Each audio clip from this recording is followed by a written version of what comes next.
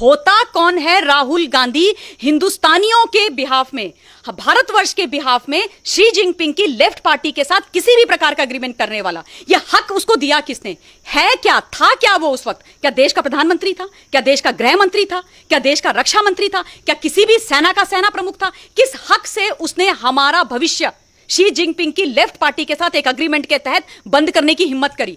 क्या सोच करके इसने वो करा?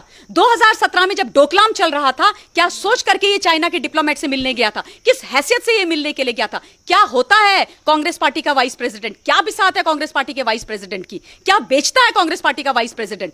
तुम जो हो इस तरीके के एग्रीमेंट्स और इस तरीके के एमओयू साइन करोगे, मेमोरेंडम ऑफ अंडरस्टैंडिंग, बाकी लोगों के साथ, इस देश को बेचने के लिए, इस देश को गुमराह करने के लिए, और उसके बाद अपनी इसी शक्ल अचानक से जगोगे रात के अंधेरे में, एक वीडियो बनाओगे अपनी शक्ल लेकर के और उसको तुम पोस्ट कर दोगे और बोलोगे कि मोदी जी आप बताओ ऐसा क्यों हो रहा है, मोदी जी आप बताओ क्या हो रहा है, क्या हो रहा है? 1 इंच की जगह उन्होंने नहीं ली है। आज तुम अपनी सेना को डाउट कर रहे हो। देश की सेना कह रही है, सेना प्रमुख कह रहे हैं, हमारे जो फील्ड लेवल के कमांडर्स और जनरल्स हैं वो कह रहे हैं कि हमारी 1 इंच जमीन पर कब्जा नहीं हुआ है, हमने जो बोला है वही सच है। लेकिन इन्होंने जब भी हमारी लड़ाई किसी भी दुश्मन देश के साथ हुई है, इन्होंने कभी भी अपनी आर्मी का साथ नहीं दिया है। इन्होंने जाकर के ये दुश्मन देश के साथ खड़े हो गए। आज भी ऐसे जयचंद हिंदुस्तान के अंदर राहुल गांधी के नाम पर पल रहे हैं। दुख मुझे इस बात का होता है कि मनमोहन सिंह जी जो प्रधानमंत्री रहे हैं इस देश के, मैं उनका बहुत सम्मान करती हूं व्यक्तिगत तौर पे, लेकिन दुख की बात यह होती है कि वो इतने बड़े अर्थशास्त्री, इतने बड़े बुद्धिजीवी वर्ग, वो जो है एक रिमोट कंट्रोल प्रधानमंत्री बन के रह गए, वो विदेश की मैडम के हाथ का खिलौना बन के रह गए। उन्होंने इस देश को बेचने में कोई कसर नहीं छोड़ी, क्योंकि ये जो है नेहरू जी के समय का या 2010 से 2013 तक मनमोहन सिंह जी का, मैडम सोनिया गांधी के का हिंदुस्तान नहीं है। ये वो हिंदुस्तान है जो जब सब देखता है सब समझता है, और हिंदुस्तान का जो 56 इंच का प्रधानमंत्री खड़ा है ना, उसके साथ ये देश खड़ा हो रखा है, क्योंकि उनको पता है, वो जानते हैं कि फौज हमारी बिल्कुल वो जो है बहुत केपेबल थी, है और रहेगी, लेकिन फौज को भी पॉलिटिकल विल की आवश्यकता होती है।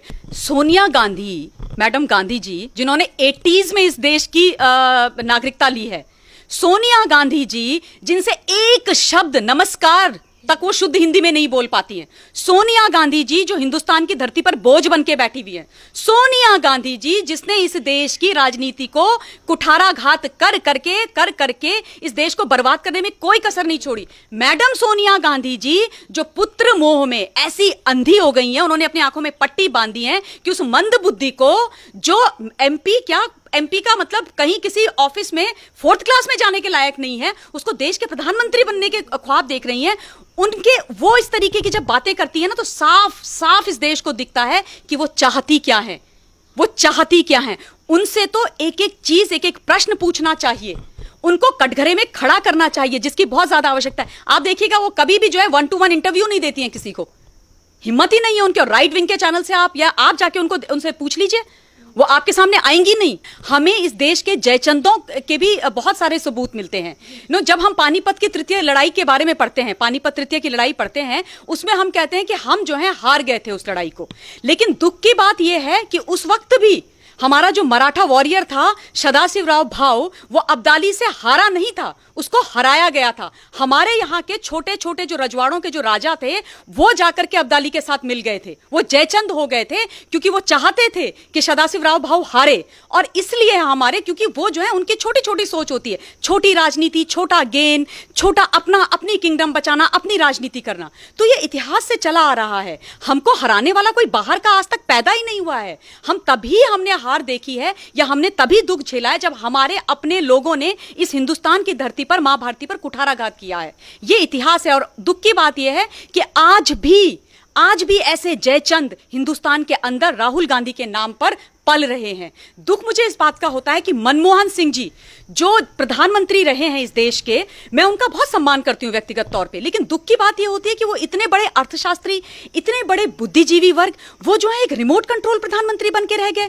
वो विदेश की मैडम के हाथ का खिलौना बन के रह गए। उन्होंने इस देश को बेचने में कोई कसर नहीं छोड़ी, और अगर उनकी अपनी इच्छा नहीं थी तो वो खड़े क्यों नहीं हुए? आप ये बताओ मुझे, आपने जैसे अभी बोला कि 2010 से 2013 तक हिंदुस्तान के अंदर चाइना ने 600 बार 600 बार वो अंदर आए हैं हमारी धरती में, 600 बार उन्होंने हमको आकर के अटैक किया है। उसकी बात मनमोहन सिंह क्यों नहीं करते हैं? भूल गए क्या मनमोहन सिंह? जुलाई अगस्त में जब भी मौसम अच्छा होता था वो हमारी सीमाओं पर आते थे, हमेशा वो अंदर आए और हमेशा उन्होंने हम पर अटैक किया। उन्होंने हमारी 640 स्क्वायर मीटर जमीन हड़प ली। और उसके बाद हमारे उस समय के एक फॉरेन सेक्रेटरी होते थे इनके, मनमोहन सिंह के, यूपीए 2 की गवर्नमेंट के, श्याम शरण उनका नाम था। वो जब लद्दाख गए और उन्होंने देखा कि 640 स्क्वायर मीटर जमीन चाइना ने ले ली है, उन्होंने मनमोहन सिंह जी को वहां से इन्फॉर्म किया कि चाइना ने नई एलएसी बना दी है। जो पुरानी जो एलएसी थी 60s की, उसको उन्होंने नल एंड वॉइड करके नई एलएसी बना दी है। तब मनमोहन सिंह चुप क्यों थे?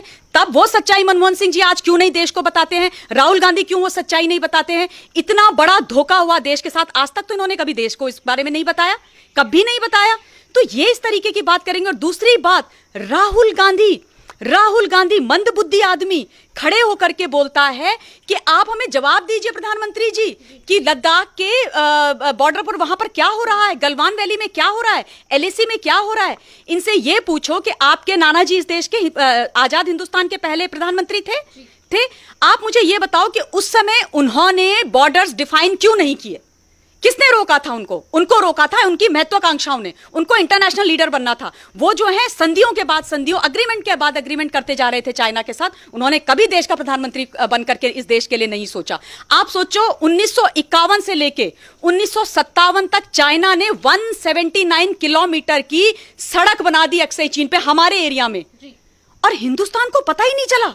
हिंदुस्तान के प्रधानमंत्री साहब जो है मस्त नींद में सो रहे थे, विदेशों की यात्रा कर रहे थे, इंटरनेशनल लीडर बनने पर तुले हुए थे, और वो हमारी नाक के नीचे से वो 179 किलोमीटर की